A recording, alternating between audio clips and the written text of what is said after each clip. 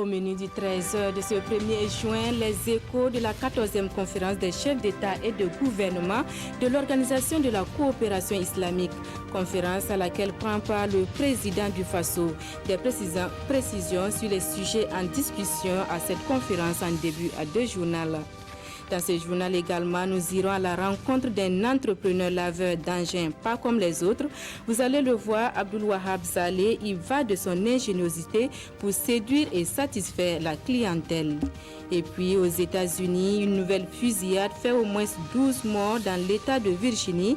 L'homme dont les motivations restent méconnues a été abattu par la police. Une énième fusillade dans un pays marqué par la violence des armes à feu. Merci de nous recevoir chez vous et toutes nos excuses pour ce léger retard. Tout de suite, direction Jeddah en Arabie Saoudite où se tient la 14e conférence des chefs d'État et de gouvernement de l'Organisation de la coopération islamique. Cette conférence, les chefs d'État se penchent sur plusieurs questions, dont celles liées à la Palestine et la lutte contre le terrorisme dans le monde. Une conférence à laquelle prend part le chef de l'État en sa qualité de président en exercice du G5 Sahel. Le reportage de notre envoyé spécial Oumar Zombré. Sommet de Maca, main dans la main vers l'avenir. C'est sous ce thème que se tient cette 14e conférence des chefs d'État et de gouvernement de l'Organisation de la coopération islamique. Cette 14e rencontre se déroule à la fois à la Mecque et à Jeddah et les chefs d'État du Burkina Faso, Rochma Christian Kaboré, son homologue de la Guinée-Bissau, ainsi que d'autres chefs de gouvernement y prennent part par vidéoconférence depuis Jeddah, la deuxième ville de l'Arabie Saoudite. La 14e conférence de l'OCI affiche son unité quant à la résolution du conflit palestinien. Pour les membres, la résolution de ce conflit passe par une implication active des Palestiniens dans le processus. Aussi, l'OCI rejette avec véhémence le projet israélien de faire de Al-Quds, Jérusalem, la capitale de l'État hébreu. Pour les pays membres de l'OCI, cela compromet la solution à deux États. En matière de lutte contre Daesh, la conférence exprime son soutien et félicite l'Irak pour ses efforts ayant permis de réduire l'État islamique à sa plus simple expression. Lutte contre le terrorisme toujours, le président du FASO, au nom de ses pairs du G5 Sahel, salue la contribution de l'OCI dans la lutte contre le terrorisme dans le Sahel. Au regard de la dégradation de la situation sécuritaire dans l'espace, Rochma Christian Kaboré, président en exercice du G5 Sahel, appelle la Oumma islamique à une plus grande solidarité en faveur des populations du G5 Sahel. Ouvrons à présent une large page consacrée à la religion et nous commençons par la commémoration de la nuit du destin. En ces derniers jours du mois de jeûne, les fidèles musulmans étaient à la recherche de la grande bénédiction. Prêche, prière et récitation du Saint-Coran étaient au menu de cette célébration. Une de nos équipes a fait un tour à la grande mosquée de Ouagadougou. Le reportage de Lassina Ouattara et Oumou Sissé. 27e nuit du mois de Ramadan, une nuit que certains érudits de l'islam désignent comme celle de Laylatul Qadr. C'est au cours de cette nuit que le Coran aurait été révélé par Allah. Les fidèles musulmans sont venus nombreux à la recherche des bénédictions que procure cette nuit tant recherchée pendant le mois de Ramadan. À la grande mosquée de Ouagadougou, elle a été marquée par la lecture du Coran, des prêches et des doigts. Cette nuit est une nuit particulière dans la vie de tous les musulmans, à savoir Dieu a recommandé de rechercher cette nuit dans les 10 dernières journées du mois de Ramadan. Nous sommes ici à la mosquée du Cheikh Ibrahim Kirakouya. Hommes, femmes, jeunes, enfants assistent à la prière espérant se voir arrosés de bénédictions que procure cette nuit. Toutes les bénédictions se rassemblent dans cette nuit. Et quand on dit que c'est une nuit de destin, c'est la nuit laquelle tout ce que Dieu a prévu pour l'année est divulgué cette nuit-là. Comme c'est une fois dans l'année, il faut faire l'effort pour que ça ne t'échappe pas. Les musulmans ont également prié Allah, lui demandant de renforcer le vivre ensemble et d'instaurer la paix et la sécurité au Burkina Faso. À Fadang Gourma, c'est une rupture collective de jeunes qui a réuni autorités administratives, différentes confessions religieuses et coutumiers. Une action qui s'inscrit dans le cadre de la recherche de la cohésion sociale et d'une paix durable dans la région et partant au Burkina Faso. Le reportage de Aimé Douamba et Ibrahim Sanou. Les autorités régionales, les différentes confessions religieuses et les coutumiers de la région de l'Est autour de la même table. À l'appel du muezzin, ils rompent ensemble le jeûne.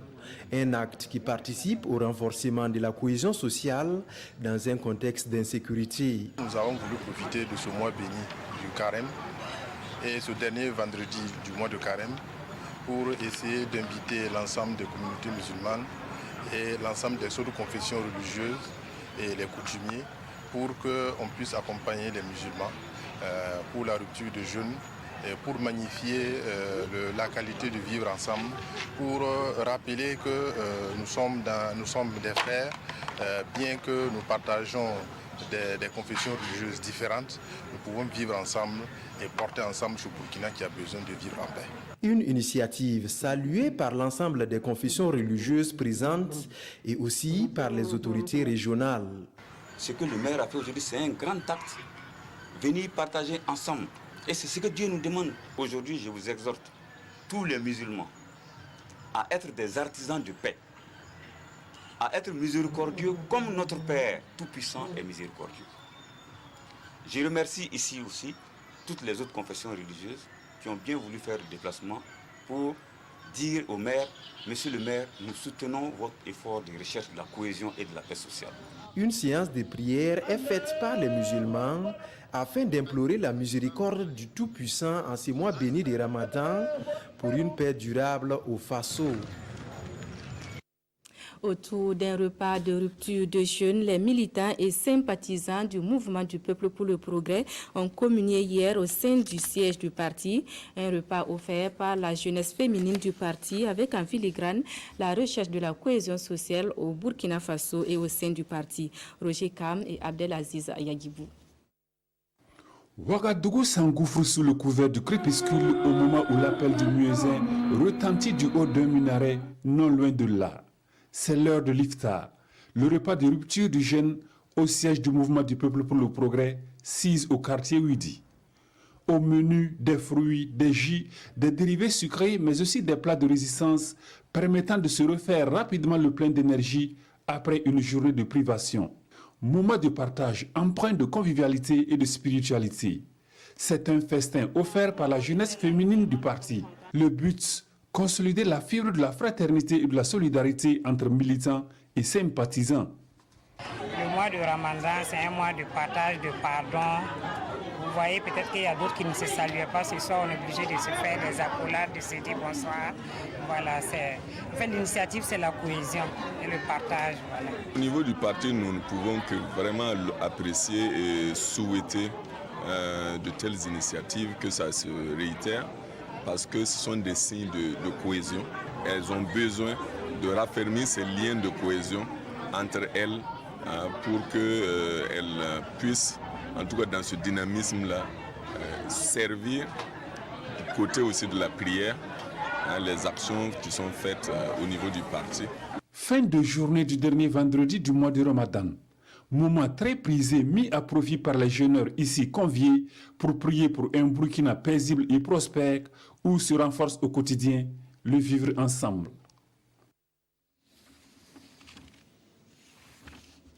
Autre point de l'actualité, l'Assemblée nationale est résolument tournée vers le numérique. Chacun des 127 députés sera doté d'une tablette.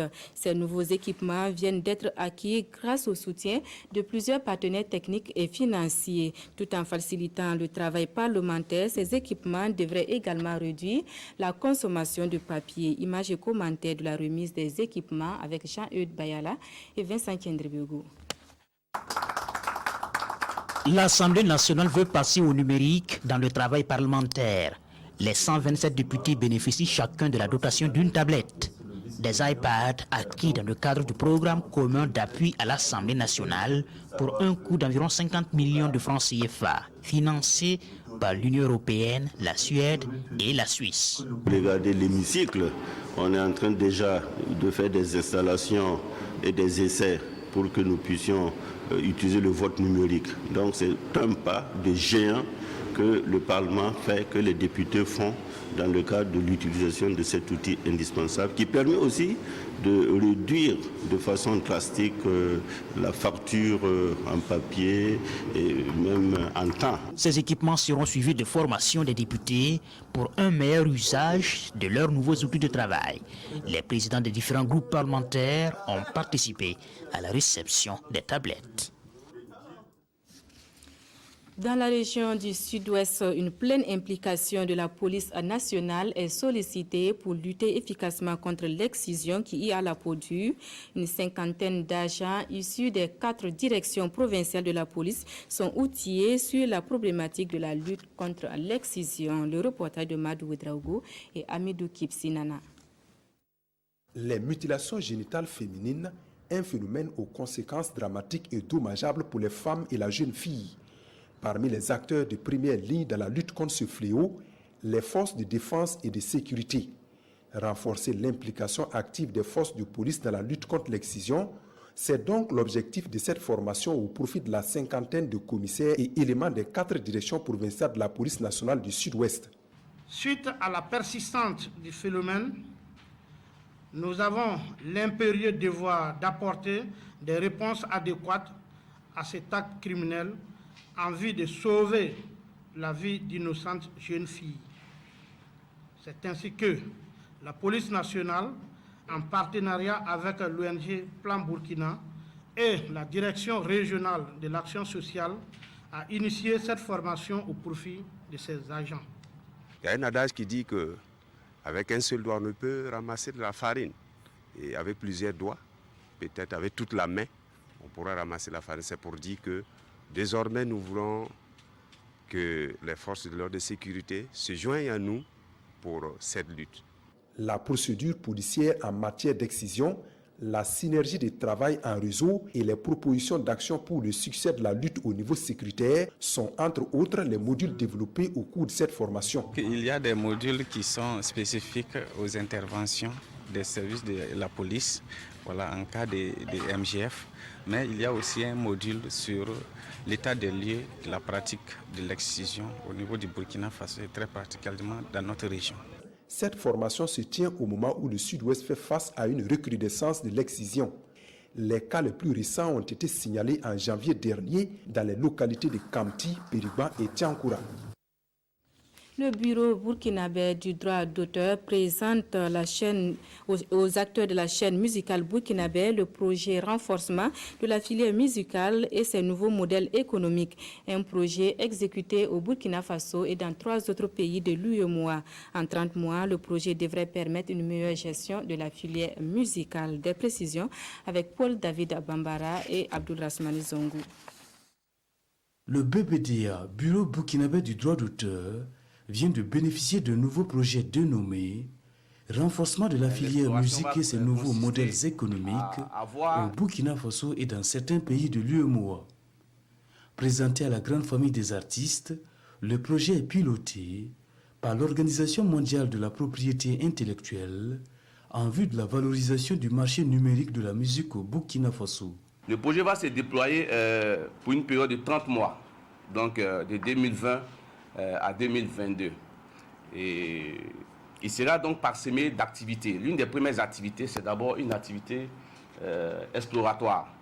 L'exploration va consister à voir les problèmes qui minent la filière musique dans l'espace UEMOA. Il y aura également aussi la gestion des droits et la négociation contractuelle dans l'environnement numérique. Donc, il va falloir résoudre aussi cette équation en termes d'activité aussi également pendant ces 30 mois. La structuration de la chaîne de valeur. On peut trouver un artiste qui se retrouve seul sur l'œuvre. Il est l'auteur, il est le compositeur, il est l'interprète, il est le producteur, il est l'éditeur. Ça ne peut pas lui permettre de déployer toutes ses potentialités afin que son œuvre soit rentable. Donc il faut travailler aussi à structurer ces corps de métiers-là en trouvant des réponses aussi pour des métiers novateurs qui permettent aussi aux titulaires de droits et de pouvoir donc s'en sortir. Le projet vise le renforcement des capacités de professionnels, mais aussi à faciliter les organismes de gestion collective dans la structuration de la chaîne musicale.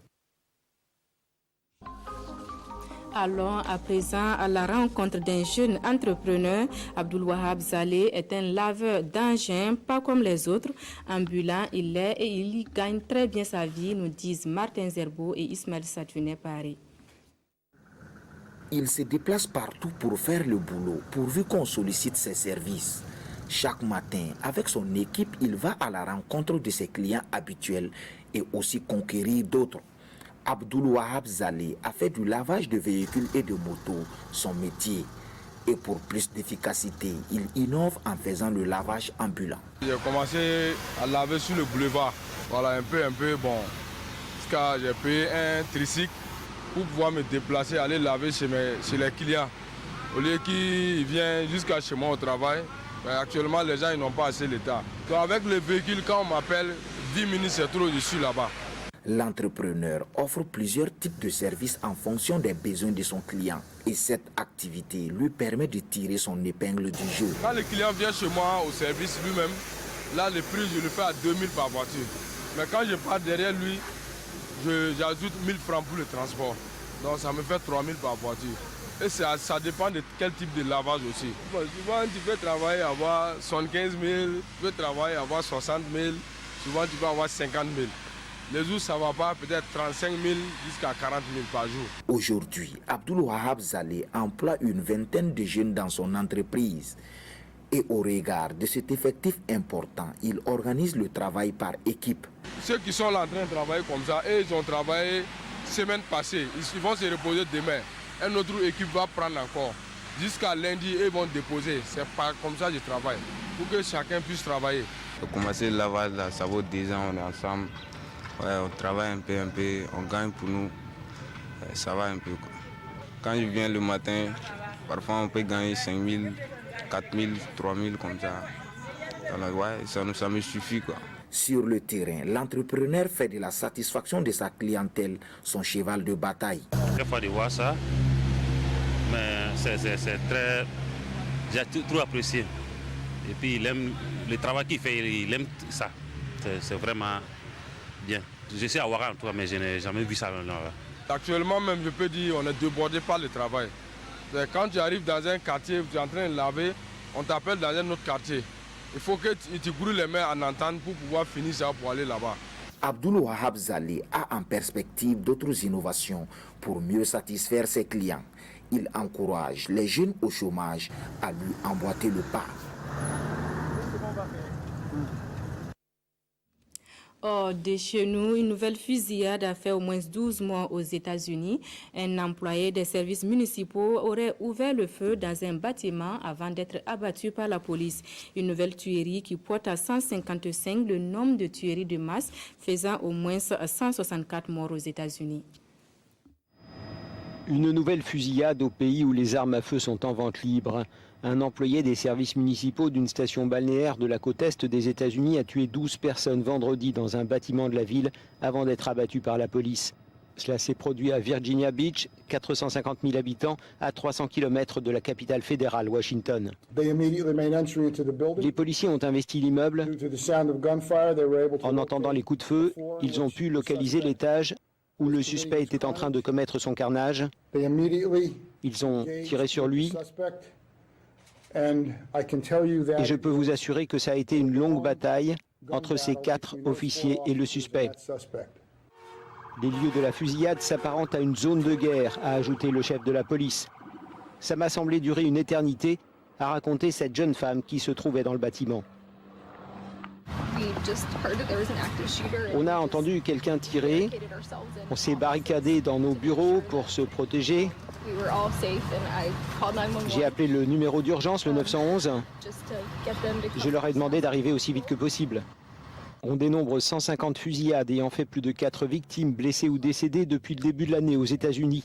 La question de la détention d'armes à feu prend une dimension particulière dans cet État de Virginie où siège le principal lobby des armes, la NRA. Le Le président des États-Unis continue de mettre la pression sur les autorités mexicaines en leur sommant de durcir leur politique en matière d'immigration après avoir annoncé la mise en place de taxes douanières à partir du 10 juin prochain. Donald Trump a envoyé sa porte-parole pour un appel à l'ordre.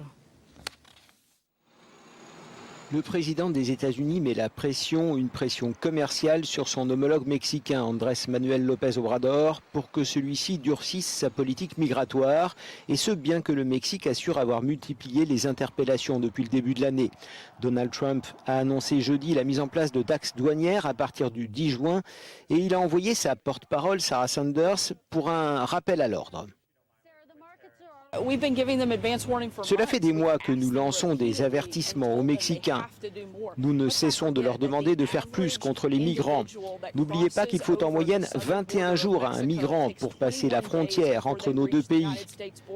Cela leur laisse donc 3 semaines pour casser ces groupes. La porte-parole de la Maison-Blanche fait ici allusion aux caravanes de plusieurs milliers de personnes qui tentent de franchir la frontière.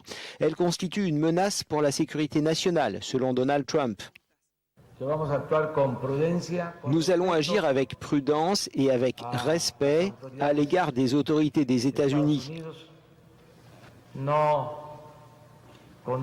Mais les mesures coercitives telles celles annoncées par le président Trump ne mèneraient à rien de bon. Donald Trump a menacé d'augmenter progressivement les nouvelles taxes douanières de 5 à 25% si le Mexique ne répond pas à ses attentes en empêchant les clandestins de passer la frontière. Mais l'équation est complexe car une économie mexicaine subissant un tel choc s'affaiblirait, ce qui pourrait être contre-productif en encourageant de plus en plus de candidats à tenter d'émigrer vers les États-Unis. Cette page triste avant de nous quitter, Paul Zumbara, un des pionniers du cinéma burkinabé, n'est plus. Reconnu pour avoir contribué grandement à la construction et la structuration du cinéma à Burkinabé, Paul Zumbara est l'auteur de plusieurs films, dont Jour de tourmente en 1983. Il a reçu plusieurs distinctions, dont le premier prix du Festival de la mémoire ouvrière de Nevers en France et le prix Umaru Ganda en 1985. L'acteur du 7e art s'en est allé à l'âge de 70 ans des suites de maladies. Son inhumation a eu lieu aujourd'hui même. Voilà, c'est sur cette note triste que se referme ce journal. Merci de votre attention.